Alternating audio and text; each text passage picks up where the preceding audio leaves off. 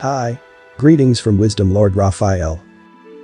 Before we start, please hit the subscribe button and hit the notification icon and don't miss any contents. This is the light novel of that time I got reincarnated as a slime. If you haven't watched previous video, I will leave the link on the description box, or you can click here. Let's start. This is Tensura Light Novel Volume 16. Tensura Light Novel. Volume 16. The End of the Game. Chapter 2. Interviews. Executive's Evolutionary Status. Part 4.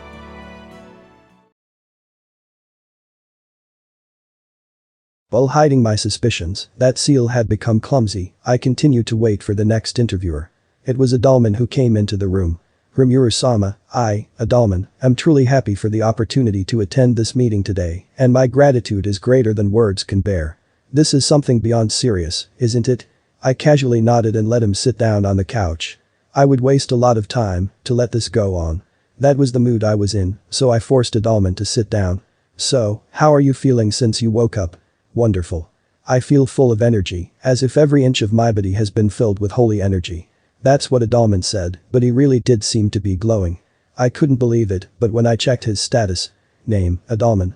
Existence points, 877,333. Race, dead spirit. Fair chaos spirit, light spirit skeleton. Blessing, Rimuru's blessing. Title, Gehenna Lord. Magic, necromancy, holy magic. Skill. Ultimate gift. Necronomicon. Resistance. Physical attack nullification. Mental attack nullification. Abnormal condition nullification, natural effects nullification. Holy demonic attack resistance. I knew it. Even though he was a dead spirit, he had a light attribute. From the looks of it, Adalman was probably the most demon lord-like in appearance. I found it very ironic that he had the light attribute. However, in Adalman's case, he was also able to change his attribute with the extra skill Holy Demonic Reversal, so there wasn't much to say. I thought it should have been the other way around, but I shouldn't linger on that. Because there were other things to worry about. For example, his existence value had reached the level of an awakened demon lord, and there were just so many things I had to say about him that it gave me a headache. The biggest issue was the ultimate gift. Necronomicon. What the hell is this? I gave it to him. I didn't need to ask. I couldn't think of anything else, but it seems that it really was the result of Seal's meddling. The most wonderful of all is this power given to you, Rimuru-sama. The Necronomicon is the crystallization of wisdom and has become the source of my power. Adalman recounted happily. Adalman's Necronomicon include thought acceleration, universal perception, demon lord hockey, chant cancellation, analyze and assess, all of creation, mental crush, holy demonic reversal, and domination of the dead. In addition to his original powers, he could now use necromancy and holy magic without chanting. Adalman's army had become even more formidable as his control and protection over the dead was strengthened. He explained these things to me with great joy. If he was happy, then that's fine. I decided to refrain from saying anything rude. Incidentally, this Necronomicon is in the same system as the ultimate gift grimoire that was given to Gadra. I removed the knowledge unsuitable to Adalman from grimoire and then added the necessary powers. Seal seemed to want praise. I had also just learned that it gave Gadra powers as well. It was awesome, no doubt, but I couldn't help but think there was no way for me to honestly understand it. Shifting topics, I realized that Adalman and Gadra were good researchers. They were great friends who enjoyed doing research on magic together. From my point of view, those two were magic maniacs, and since they were harmless, I let them do what they wanted. It was a good thing to be passionate about something you loved because you might be able to discover the truth. The Necronomicon and grimoire could complement each other. They seemed to be inappropriate skills for these two people, so I decided that this was indeed the right answer. The interview with Adalman was over, but I also interviewed Albert and Wendi. The two of them said they did not dare to expect an interview with me and were overwhelmed with fear. They said that if they did not earn more achievements, then they were not qualified to see me. It was overly reverent to the point of being incomprehensible. What on earth do they all take me for? Anyway, it was important to grasp the situations of all my subordinates. Albert was a servant of Adalman. And Wendi was a servant pet of Adalman. Presumably, both of them would be destroyed if Adalman were to die. But on the flip side, as long as Adalman was safe, they were immortal beings. Thus, it could be said that they also received an ultimate gift through Adalman. I worked hard. That's because it's a hobby, right? No doubt, Seal has a good character. I listened to the report, convinced of that. Name. Albert. Existence points. 682,639. Plus, Spirit Sword 600,000. Race. Dead Spirit. Fair Chaos Spirit. Flame Spirit Man. Blessing. Rimuru's Blessing. Title. Gehenna Paladin. Skill. Ultimate Gift. Immortal. Resistance. Physical attack nullification, mental attack nullification, abnormal condition nullification, natural effects nullification, holy demonic attack resistance. Name. Wendi. Existence points. 984,142. Race. Gehenna Dragon. Blessing. Rimuru's Blessing. Title. Hell Dragon King. Magic. Dark Magic, Necromancy. Skill. Ultimate Gift. Eternal. Resistance. Physical attack nullification. Mental attack nullification. Abnormal condition nullification.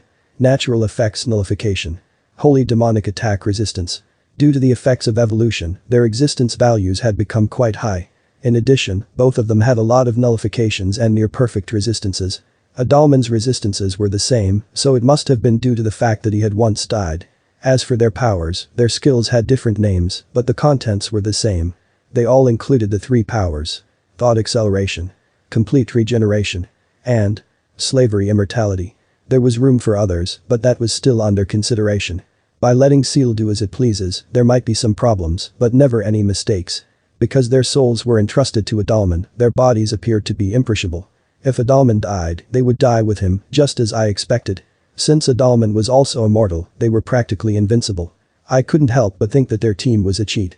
Incidentally, Albert also had a lot of room for growth. After all, the potential value of his mythical grade weapon was 1 million, and as long as Albert's existence value continued to rise, his performance potential could still be enhanced. I believed that Albert, who was also an excellent swordsman, would be able to do so in the near future. With that anticipation, I watched as Adalman and the others walked out of the room. After lunch, the interviews continued. Shion had been well prepared for this long ago. Rimuru-sama, I'm sorry to have kept you waiting. It's finally my turn. I wasn't waiting for her, but I decided it was better not to say that. So I simply nodded my head and faced Shion. Name, Shion existence points, 4,229,140. Plus.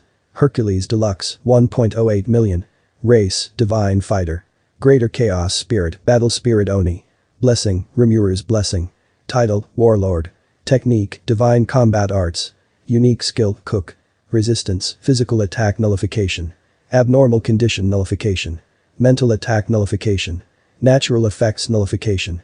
Holy Demonic Attack Resistance. Shion proudly explained her power. At the same time, Seal explained everything to me, but it was mostly wrong. Shion's strength did not depend on skills.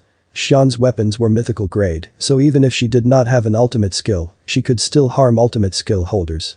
Her body itself was a threat, plus her infinite regeneration was a nightmare. Even if one were to aim for an endurance match, Shion's existence value was also outstanding, rivaling that of Benimaru's. In other words, she had a huge amount of magicules, and waiting for her to run out of mana was a bad idea. Her resistances were also perfect, so the only way to defeat her was to fight head-on. If that was really the only way to win, I felt pity for the enemy. You've gotten stronger, haven't you? It's embarrassing, but I'm so grateful for the compliment. She didn't seem to be embarrassed at all. But her getting stronger was true, so I wasn't complaining. That said, I was surprised that there was only a unique skill, because everyone else so far had possessed ultimate skills. Seal, could it be that Shion rejected you? No. Shion possesses massive potential, so she was carefully assessed. The unique skill Cook is also very powerful, so I think it is enough to do nothing. She's certainly strong, but I had recently become better at reading Seal's emotions. It was mostly intuitive, but still pretty accurate. If I'm to believe it, then this feeling indicated that Seal was hesitating to adjust Shion's skills. That's correct. This is a rare occurrence. When I asked why, Seal answered reluctantly. What a surprise. The amazing fact was that, if Shion's skill was strengthened, there was a possibility that she would gain power sufficient enough to kill me. Apparently, Seal judged that to be undesirable and sealed off Shion's skill evolution. It seemed pretty unbelievable for a skill-cultivating enthusiast to do such a thing. Although I don't think Shion would ever have any harmful intentions towards me, acquiring such a scary skill was definitely something to think about. I did not want to get myself into trouble, so I decided to support Seal's action. After the status check, I enjoyed chatting with Shion for a while. I listened to her boastful talk and applauded appropriately. Shion had been very active in the battle against the Imperial Army. Occasionally, I wanted to listen to her stories and praise her like this. In retrospect, I was often either angry or speechless by Shion's behavior. I understood that Shion was working hard and her efforts were gradually showing results, but even so, all of the miserable situation from her messing up tended to make it inevitable for me to criticize her. That's why I think it was a good idea to enjoy a peaceful conversation like this after such a long time. I feel like an old father to Shion, but then. Oh yeah, I almost forgot to tell you, but I ran into a depressed Masayuki in the cafeteria. Huh. He seemed to be troubled about something, so I told him to consult with Rimuru-sama about it. Why does she look so smug? Once again, without permission. What's more, Masayuki's problem was definitely something I did not want to get involved with. She was always so presumptuous, and it always rippled back to me.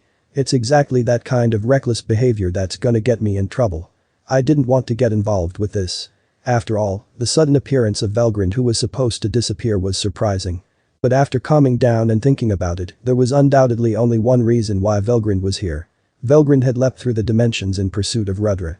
And there was only one person she would go after, right? Not to mention, Masayuki and Rudra looked exactly alike. With all those circumstances put together, even I could have predicted it. But, even knowing that, I can't betray Shion's trust in me. I'll have to decide on a date for all of us to meet. I told her as such, though it mainly just to postpone the problem. However, Shion replied without hesitation. Oh, that's perfect then. I already set up a meeting first thing early tomorrow morning. Perfect, my ass. What's the point of having a meeting, let alone an interview, without any prior discussion? It's a crazy situation that started only as a personal consultation with Masayuki. This is the kind of problems that arise when you use Shion as an intermediary. I mean, who is even going to participate in this meeting? I was getting a headache from the sudden problem that came out of nowhere. I was still in the middle of the personal interviews, and now this suddenly happened. There were still the demons I had yet to interview, and if I didn't finish the interviews today, I might not be able to come back to them until a few days later. And that happens, I'm worried that they'll go berserk. If that's the case, tell Rigard and Benimaru to prepare properly. Understood? Now, if you'll excuse me, I must go. As soon as Shion said that, she left the room in a happy mood. Only I was left, bruised as I hurriedly called Diablo, and the others over while holding my head. That's all for today, hope you guys enjoy it. Please check my other videos. Don't forget to like, share, subscribe and hit the notification icon. And don't miss any updates. Thank you for watching.